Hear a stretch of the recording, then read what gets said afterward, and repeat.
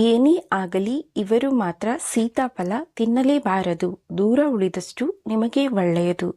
ಸೀತಾಫಲ ಹಣ್ಣನ್ನು ಸೀಮಿತವಾಗಿ ತಿನ್ನಲು ವೈದ್ಯರು ಹೇಳುತ್ತಾರೆ. ಇಲ್ಲದಿದ್ದರೆ ಕೆಲವು ಅಡ್ಡ ಪರಿಣಾಮಗಳು ಉಂಟಾಗಬಹುದು ಎಂದು ಹೇಳಲಾಗುತ್ತದೆ. ಅಲ್ಲದೆ ಇವುಗಳಿಂದ ಕೆಲವರು ದೂರವೇ ಉಳಿದರೆ ಒಳಿತು. ಹಣ್ಣಿನ ಪ್ರೇಮಿಗಳಿಗೆ ಸೀತಾಫಲ ಎಂದರೆ ಬಹಳ ಇಷ್ಟ ಆಗುತ್ತೆ. ಭಾರತೀಯರು ಹೆಚ್ಚು ತಿನ್ನುವ ಸೀಸನ್ ಫ್ರೂಟ್ಸ್ಗಳಲ್ಲಿ ಇದು ಒಂದು ಆಗಿದೆ. ಇದಕ್ಕೆ ಒಂದು ನಿರ್ದಿಷ್ಟ ಪ್ರದೇಶಗಳಲ್ಲಿ ಒಂದೊಂದು ಹೆಸರಿನಿಂದ ಕರೆಯುತ್ತಾರೆ. ಈ ಹಣ್ಣಿನಲ್ಲಿ ಆಂಟಿಆಕ್ಸಿಡೆಂಟ್ಸ್ ಹೆಚ್ಚಾಗಿ ಇರುವುದರಿಂದ ಆರೋಗ್ಯಕ್ಕೆ ಉತ್ತಮ ಎನ್ನಲಾಗಿದೆ. ಇವು ದೇಹಕ್ಕೆ ಹಾನಿ ಮಾಡುವ ಸೂಕ್ಷ್ಮ ಕ್ರಿಮಿಗಳನ್ನು ದೂರ ಇಡುತ್ತದೆ. ಈ ಹಣ್ಣಿನಲ್ಲಿ ವಿಟಮಿನ್ ಸಿ ಅಧಿಕವಾಗಿದ್ದು ರೋಗನಿರೋಧಕ ಶಕ್ತಿಯನ್ನು ಹೆಚ್ಚಿಸುತ್ತದೆ. ಅಲ್ಲದೆ ರಂಜಕ, ಪೊಟ್ಯಾಷಿಯಂ, ಸೋಡಿಯಂ, ಥಯಾಮಿನ್, ರೈಬೋಫ್ಲಾವಿನ್, ಪ್ಯಾಂಟೋಥೆನಿಕ್ ಆಮ್ಲ, ಮೆಥಿಯೋನಿನ್ ಮುಂತಾದ ಪೋಷಕಾಂಶಗಳು ಅವುಗಳಲ್ಲಿ ಹೇರಳವಾಗಿವೆ. ಆದರೆ ಮಿತವಾಗಿ ತಿನ್ನಬೇಕು ಎನ್ನುತ್ತಾರೆ ವೈದ್ಯರು.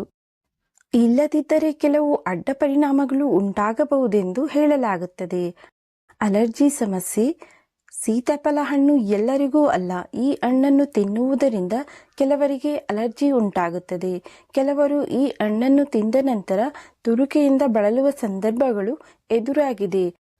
ದೇಹದ ಮೇಲೆ ರ್ಯಾಶ್ ಆಗುತ್ತದೆ. ಇದರಿಂದ ಮಾನಸಿಕ ನೆಮ್ಮದಿಯನ್ನು ಕಳೆದುಕೊಳ್ಳುತ್ತಾರೆ. ಇಂತಹ ಸಮಸ್ಯೆ ಇರುವವರು ಸೀತಾಫಲವನ್ನು ತಿನ್ನದಿರುವುದು ಒಳ್ಳೆಯದು. ಉಬ್ಬರದ ಸಮಸ್ಯೆ. ಸೀತಾಫಲದಲ್ಲಿ ಸಿಟ್ಫಾಲ್ ಎಂಬ ನಾರಿನಾಂಶ ಅಧಿಕವಾಗಿದೆ.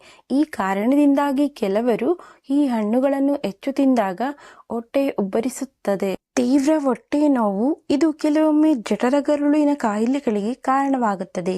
ಕೆಲವರು ಅತಿಸಾರವನ್ನು ಅನುಭವಿಸಬಹುದು. ಬೀಜಗಳು ಡೇಂಜರ್. ಸೀತಾಫಲ ಆರೋಗ್ಯಕ್ಕೆ ಎಷ್ಟು ಒಳ್ಳೆಯದೋ ಅದರ ಬೀಜಗಳು ಅಷ್ಟೇ ವಿಷಕಾರಿ. ಆದ್ದರಿಂದ ಬೀಜಗಳನ್ನು ಅಪ್ಪಿತಪ್ಪಿಯೂ ಹೊಟ್ಟೆಗೆ ಹೋಗಬಾರದು. ಈ ಹಣ್ಣಿನ ಬೀಜಗಳಲ್ಲಿನ ಕೆಲವು ಸಂಯುಕ್ತಗಳು ಆರೋಗ್ಯದ ಮೇಲೆ ಪ್ರತಿಕೂಲ ಪರಿಣಾಮಗಳನ್ನು ಬೀರುತ್ತವೆ.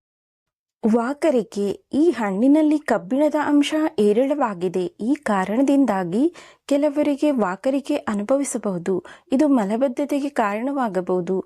ಜೀರ್ಣಾಂಗ ವ್ಯವಸ್ಥೆಯ ತೊಂದರೆಗಳು ಮತ್ತು ಉರಿಯೂತ ಸಂಭವಿಸಬಹುದು. ನರ ಸಮಸ್ಯೆಗಳು. ಸೀತಾಫಲದಲ್ಲಿರುವ ಅನೋನಾಸಿನ್ ಎಂಬ ವಿಷವು ನರ ಸಮಸ್ಯೆಗಳನ್ನು ಉಂಟುಮಾಡಬಹುದು. ಕಾಯಿಲೆಗಳಿಗೆ ಔಷಧಿ ಸೇವಿಸುವವರು ಈ ಹಣ್ಣನ್ನು ತಿಂದರೆ ಅವರ ರಕ್ತದೊತ್ತಡ ಇದ್ದಕ್ಕಿದ್ದಂತೆ ಇಳಿಯುತ್ತದೆ. ಕೆಲವರಿಗೆ ಕಣ್ಣುಗಳು ಕೆಂಪಾಗಿರುತ್ತವೆ. ಕಣ್ಣುಗಳಿಂದ ನೀರು ಹರಿಯುತ್ತದೆ. ಜ್ವರ, ಕೆಮ್ಮು. ಶೀತ ವಾತಾವರಣದಲ್ಲಿ ಅವುಗಳನ್ನು ಸೇವಿಸಿದರೆ ಶೀತ ಮತ್ತು ಕೆಮ್ಮು ಬರುವ ಸಾಧ್ಯತೆಗಳಿವೆ. ಇವು ಕ್ಯಾಲೋರಿಗಳಲ್ಲಿ ಸಮೃದ್ಧವಾಗಿವೆ. ಇದು ತೂಕ ಹೆಚ್ಚಾಗಲು ಕಾರಣವಾಗುತ್ತದೆ. ಗರ್ಭಿಣಿಯರು ಸೀತಾಫಲ ಹಣ್ಣನ್ನು ಆದಷ್ಟು ಕಡಿಮೆ ಸೇವಿಸಬೇಕು. ಬೀಜಗಳು ಆಕಸ್ಮಿಕವಾಗಿ ಹೊಟ್ಟೆಯನ್ನು ಪ್ರವೇಶಿಸಿದರೆ ಗರ್ಭಪಾತದ ಅಪಾಯವೂ ಇದೆ. ಮಧುಮೇಹ ಮತ್ತು ಸ್ಥೂಲಕಾಯದಿಂದ ಬಳಲುತ್ತಿರುವವರು ವೈದ್ಯರ ಸಲಹೆಯೊಂದಿಗೆ ಮಾತ್ರ ಇವುಗಳನ್ನು ಸೇವಿಸಬೇಕು. ಸೂಚನೆ. ಈ ವಿಡಿಯೋದಲ್ಲಿ ಒದಗಿಸಲಾದ ಮಾಹಿತಿಯು ಸಾಮಾನ್ಯ ಮಾಹಿತಿ ಆಗಿದೆ. ಎಲ್ಲರಿಗೂ ಒಂದೇ ರೀತಿಯ ಪರಿಣಾಮವನ್ನು ಉಂಟುಮಾಡುವುದಿಲ್ಲ. ಸ್ನೇಹಿತರೆ, ಈ ಮಾಹಿತಿ ನಿಮಗೆ ಇಷ್ಟ ಆಗಿದ್ರೆ ದಯವಿಟ್ಟು ನಮ್ಮ ಚಾನಲನ್ನು ಸಬ್ಸ್ಕ್ರೈಬ್ ಮಾಡಿ, ವಿಡಿಯೋಗೆ ಲೈಕ್ ಮಾಡಿ, ಶೇರ್ ಮಾಡಿ, ಸಪೋರ್ಟ್ ಮಾಡಿ. ಮತ್ತೊಂದು ವಿಷಯದೊಂದಿಗೆ ಪುನಃ ಭೇಟಿಯಾಗೋಣ. ಧನ್ಯವಾದಗಳು. ನಮಸ್ಕಾರ.